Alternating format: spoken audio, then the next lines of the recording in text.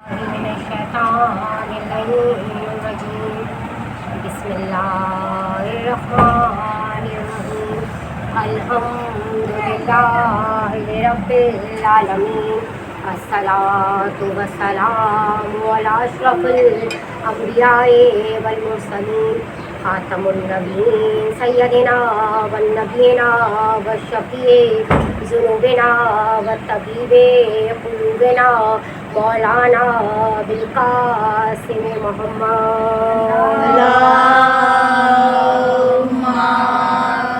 صلی علی محمد وآل محمد وآل بیت طیبین الطاہرین المعصومین المظلومین اما بعد فقد قال اللہ تعالی فی کتابہ المبین والفرقانہ الحمید وقال الحق انما يريد الله ليذهب عنكم الرجس أهل البيت ويطهركم تطهيرا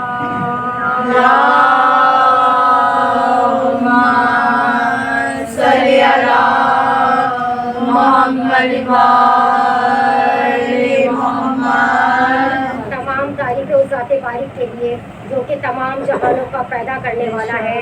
یا رب تیری عظمت کا زبور ایک جریدہ، یا رب تیری عظمت کا زبور ایک جریدہ، توریت تیری حمد ہے اپنا یقیدہ، اور انجیل میں لکھے تیرے اوصاف حمیدہ، قرآن حقیقت میں تیرا ایک قصیدہ. خالق تیری عظمت کو یہی لفظ بڑا ہے، خالق تیری عظمت کو یہی لفظ بڑا ہے کہ تو اس کا خدا ہے جو نصیری کا خدا ہے. اللہم صلی علی محمد وآل محمد. تمام درود و سلام ہو میرا حسین مظلوم پر. خوشی سے میں نے خریدا یہ غم حسین کا ہے، خوشی سے میں نے خریدا یہ غم حسین کا ہے، اور میرے ضمیر کی چھت پر علم حسین کا ہے. کسی یزید کی مدحت میں کس طرح لکھ دوں، یہ ہاتھ میرا صحیح پر قلم حسین کا ہے. کہاں تیرا یزید کہاں میرا حسین، تیرے یزید نے کاٹی جڑیں شریعت کی، میرا حسین شریعت کو عام کرتا ہے. تیرے یزید پہ مخلوق نے بھی لعنت کی، میرے حسین کو خالق سلام کرتا ہے. اللہم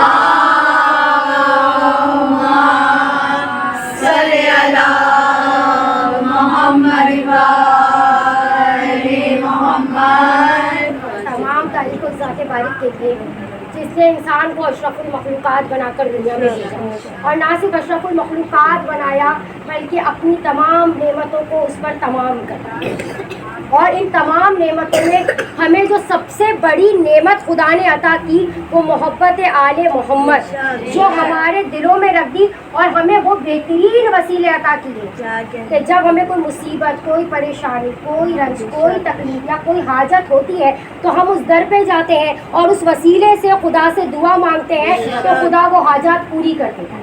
یہ وہ وسیلے ہیں جو بارگاہ الہی میں کبھی بھی رد نہیں کیے جاتے، صرف زمین والوں کے لیے نہیں بلکہ آسمان والوں کے لیے، ہر مخلوق کے لیے یہ وسیلے کارآمد ہوئے. بس آج کی مجلس بھی پڑھوں گی کہ حسین سب سے بڑا وسیلہ ہے. دیوان اقتدار حسین ایک طویل ہے، محتوب سلطنت ہے محمد کے چین کی. اللہ کا انتخاب ہے زہرا کا لاڈلا، اللہ کا انتخاب ہے زہرا کا لاڈلا، اور محشر تلک رہے گی اسمبلی. اللہ تعالیٰ نے آسمان کی بلندیوں پر ایک اسمبلی ہال بنایا، اس میں 14 نشستیں رکھی، 13 کو سامنے رکھا، ایک کو پردہ عصمت میں رکھا. اب دنیا میں جو بھی مسئلہ پیش آتا اسے حضرت جبرائیل لکھ کر وہ اسمبلی کے اسپیکر جناب محمدی کو دیتے. حضرت محمد وہ دیکھتے مسئلہ اور اسے پڑھ کر اس پہ سائن کر دیتے.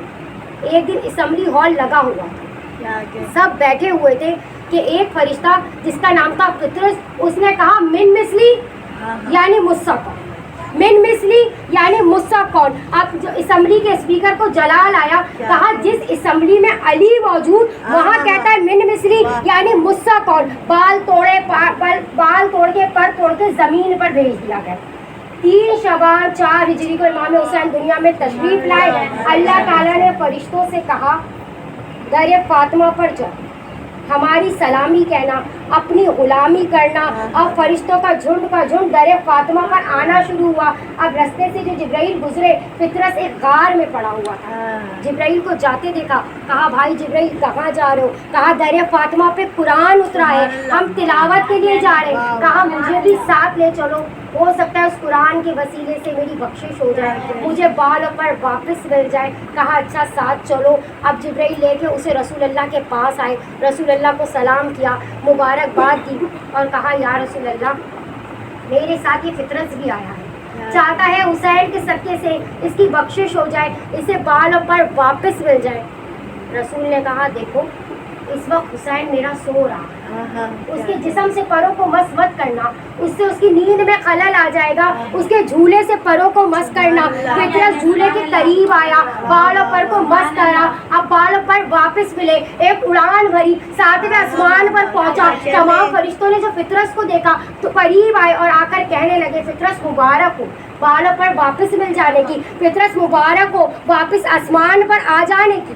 فطرت نے بڑی بے نیازی سے سب کی طرف دیکھا اور پھر کہا من مثلی یعنی مجھسا کون، من مثلی یعنی مجھسا کون. تمام فرشتے ڈر کر پیچھے ہٹے. کہا جس بات سے نکالا گیا تھا پھر وہی بات کہتا ہے کہ من مثلی مجھسا کون، کیا اس بار ہمیں بھی ساتھ نکلوائے گا؟ تو اس نے کہا پہلے دعویٰ کیا تھا لیکن دلیل نہیں، آج دعویٰ بھی ہے، آج دلیل بھی ہے. کہا کیسا دعویٰ، کیسی دلیل؟ تو فطرت مسکرا کے کہتا ہے بخشے ہے مجھے پر رخ انوار جلی نے، بخشے ہے مجھے پر رخ انوار جلی نے، اور اڑنے کا دیا اذن اڑانوں کے ولی نے. اس نور کی محفل میں کوئی مجھ سا کہا ہے، اس نور کی محفل میں کوئی مجھ سا کہا ہے، آزاد کیا مجھ کو حسین ابن زندہ باد حسینیت، زندہ باد یزیدیت، مردہ باد یزیدیت، مردہ باد بیت دشمنوں پہ لانا بے شمار، حیدری آواز بلند نعرہ الصلوات، اللہم صلی علی محمد وآل محمد. امام حسین کی شان میں 4 جملے بولے گی کہ حسین بولے تو کیا ہوتا ہے، حسین دیکھے تو کیا ہوتا ہے، حسین چاہے تو کیا ہوتا ہے، حسین سوچے تو کیا ہوتا ہے. حسین بولے تو پھر کتاب وحی کو اپنا بیاں بنا لے، حسین بولے تو پھر کتاب وحی کو اپنا بیاں بنا لے.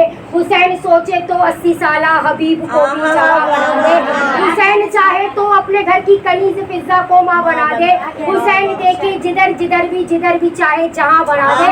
اگر حسین کے ہو دل کی مرضی لوہو کے لکھے کو مات دے دے، جسے محمد نہ ایک بخشے. حسین چاہے تو عرض کرتی چلوں کہ مدینے میں شام کے وقت امام حسن اور امام حسین دونوں جا رہے تھے کہ شام کا وقت تھا اور سایہ وقت تھا اور مدینے کی تھی پرتقدس گلی. جا رہے تھے گلی میں کسی کام سے، مالکان ارم بندگانے چلی. سامنے سے روتا ہوا شخص آ رہا تھا. ایک روتے ہوئے شخص کو دیکھ کر رک گئے حصہ داران نور جلی. ایک مولا حسن ایک شبیر تھے، ایک مولا حسن ایک شبیر تھے، آبروئے نبی آرزوئے علی. امام حسین نے اسے آتے ہوئے دیکھا تو امام حسن سے کہا کہ بھائی روتا ہوا ہے، اسے ہنسا دو. کہا حسین جیسے تیری مرضی. دیکھ کر اس کو شبیر کہنے لگے اس کا سویا مقدر جگا دوں ابھی، تیرے نانا سے آیا ہے روتا ہوا، کیا ارادہ ہے بھیا ہنسا دو. کہا حسین جیسے تیری مرضی. اب حسین اس شخص کے قریب آئے اور آ کر کہا میرے نانا کی چوکٹ سے روتے ہوئے، میرے نانا کی چوکٹ سے روتے ہوئے ہنس کے جاتے ہیں تقدیر اوقات سے، خالی دامن یہاں پر بنے ہیں غنی بارگاہ نبوت کی رحمت سے. تیری آنکھوں میں اشکوں کا سیلاب، کس قدر غمزدہ ہے تو کس بات سے. رو کے کہنے لگا چھوڑ رستہ میرا، رو کے کہنے لگا چھوڑ رستہ میرا، تجھ کو کیا واسطہ میرے حالات سے. جب اس نے کہا نا تجھ کو کیا واسطہ میرے حالات سے، تو حسین فرماتے سوچ لے جان لے میں ہی تقدیر ہوں، سوچ لے جان لے میں ہی تقدیر ہوں، میں نبی کا نواسا علی کا پسر فاطمہ بنت احمد کا شبیر ہوں.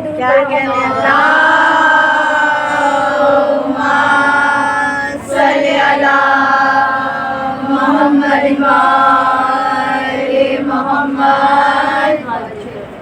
سوچ सोच ले जान ले मैं ही तकदीर हूँ, मैं नबी का नवासा अली का पिसर फातिमा बिनते अहमद का शकीर हूँ। कहा मौला माफ़ कर दीजिएगा, मैंने आपको पहचाना नहीं। कहा अच्छा अब तो पहचान लिया है, अब बता तेरे साथ क्या मसला है। तो उस शख्स ने कहा काफ़ी अरसा हुआ मेरी शादी, काफ़ी अरसा हुआ मेरी शादी हुई और औलाद अब तलक मैंने पाई नहीं। कोई तकदीर हिम्मत कोई ऐसी नहीं जिसकी जंजीर दर मैंने खटखटाई नहीं।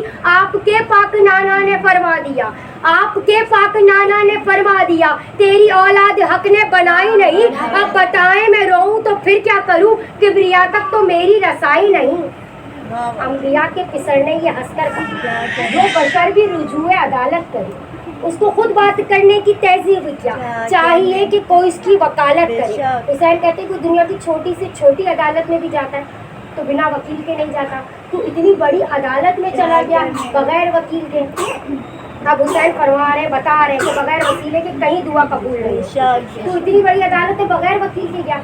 उसने कहा मौला गरीब हूँ, बेवतन हूँ, यहाँ किसी को जानता नहीं। हुसैन फरमाते फिक्र मत कर तू बाबा का हुक्मदार है, फिक्र मत कर तू बाबा का हुक्मदार है, जिसका सारे जमाने में कोई नहीं, उसका ज़हरा का बेटा मदद। अब इमाम हुसैन इसको लेकर रसूल अल्लाह के पास आए। रसूल अल्लाह बैठे हुए थे, इमाम हुसैन को आते हुए देखा। रसूल अपनी जगह से खड़े हुए, हाथों को फैलाया। हुसैन कहते नाना आप बैठ जाओ।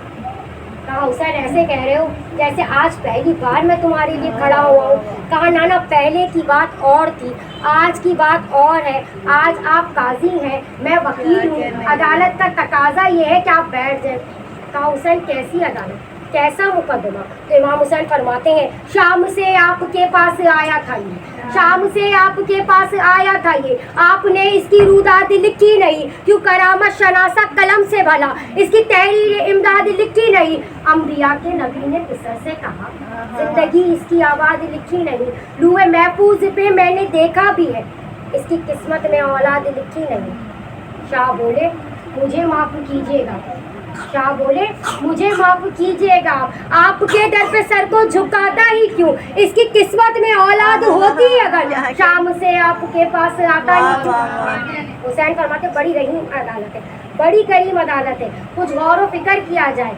रसूल फरमाते लूहे महफूज भी मेरे इस रात, लूहे महफूज भी मेरे इस रात भी, कर दोनों की कोई तर्जुमानी करे, कातिबाना मुकद्दर की तहरीर गए, बेपिसर ये बसर जिंदगानी करे। मुस्कुरा के वकीले अमीन ने कहा अरे काजी मोहतरम मेहरबानी करे, मैं अदालत से दरख्वास्त करता हूँ कि अपने फरमान पे नजर सानी करे या यहाँ की रिवायत से साबित करे खाली दामन यहाँ से गया है कोई, क्या खता है कि जाए ये रोता हुआ, इससे पहले भी खाली गया है कोई। रसूल फरमाते हुसैन मैंने देख लिया है, लूहे महफूज पे लिखा नहीं है। एक दफ़ा हुसैन को जलाल आया और इमाम हुसैन कहते हैं इसके गम आशिना घर की दहलीज को बाबे राहत बनाने पे मैं तुल, इसके गम आशिना घर की दहलीज को बाबे राहत बनाने पे मैं तुल गया, इसके आंसू गवारा नहीं है मुझे, इसकी किस्मत जगाने पे मैं तुल गया, इसके दिल का सफीना है गरिए नशी, अब किनारा लगाने पे मैं तुल गया। हुसैन कहते नाना इसकी किस्मत में एक बेटा नहीं 7 बेटे दिलाने पे मैं तुल गया।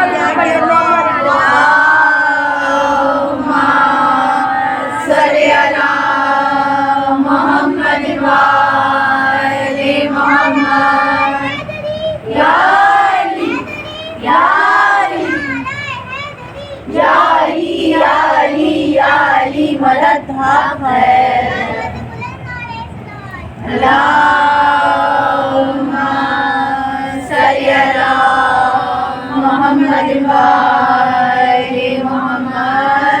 अगर हुसैन के हो दिल की मर्जी रूह के लिखे को मात दे दे, जिसे मोहम्मद ना एक बख्शे हुसैन चाहे तो 7 दे दे। हुसैन फरमाते नाना इसकी किस्मत में एक बेटा नहीं 7 बेटे दिलाने पे मैं तुम। कहा अच्छा अगर ऐसी बात है, रसूल ने कहा तो तुम खुदा से खुद बात। इमाम हुसैन ने आसमान की तरफ देखा और देख कर कहा तेरी जानिब मुकर्रर समझने लगा, तेरी जानिब मुकर्रर समझने लगा, शहर तारीख का हर कबीला है, कुदरत कामिला तेरा एहसान है, तूने बख्शी सिफाते कमीला हमें, इसकी वीरानी झोली को आबाद कर, इसकी वीरानी झोली को आबाद कर, खुद बनाया है कुदरत का हीला हमें, गर जाए ये यहाँ से भी रोता हुआ, ना बनाता ना खालिक वसीला हमेशा। मेरा तुझ पे जो हक है उसी की कसम, कोई ना कोई हक है इमाम हुसैन। मेरा तुझ पे जो हक है उसी की कसम,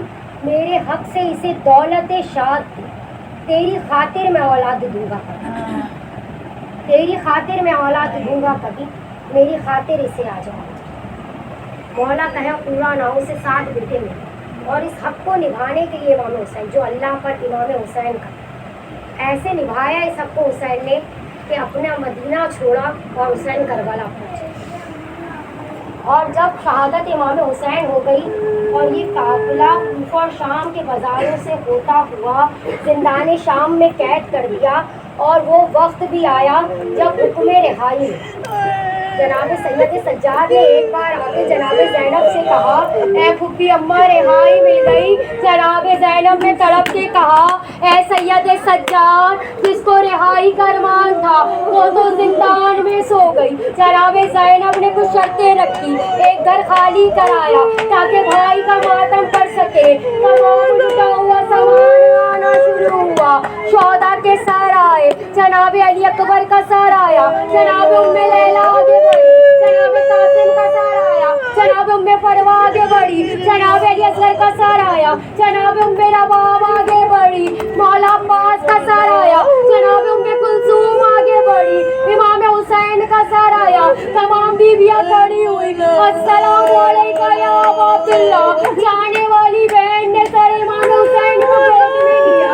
इन तमाम सरों में 2 सर ऐसे भी थे जिनका कोई पूछने वाला नहीं था। शाम की औरतों ने कहा कि ऐ बीवियों, क्या ये बच्चों की माँ मर गई है? जनाब पिसा ने तड़प से कहा, ऐसा मत कहो, ये मेरी शहजादी के फर्जंद है जिन्होंने अपने भाई पे कुर्बान कर दिया, लाओ ये दोनों सर मुझे दे दो। जनाब ज़ैनब ने काफिले को तैयार किया, एक एक बीवी को ऊँट पे सवार कराना शुरू किया, लेकिन देखा जनाब उम्मे नवाब कहीं नजर नहीं आती। जनाब ज़ैनब जिंदाने शाम में आई, देखा जनाब उम्मे नवाब कब्र सकीना से लिपटे हुए हैं। सकीना ने आई मिल गई, सकीना वतन चलो, मैं नहीं जानती जनाब ज़ैनब ने कैसे जनाब उम्मे नवाब को कब्र सकीना से अलग किया, ऊँट पे सवार किया। ये काफिला करबला की तरफ रवाना हुआ।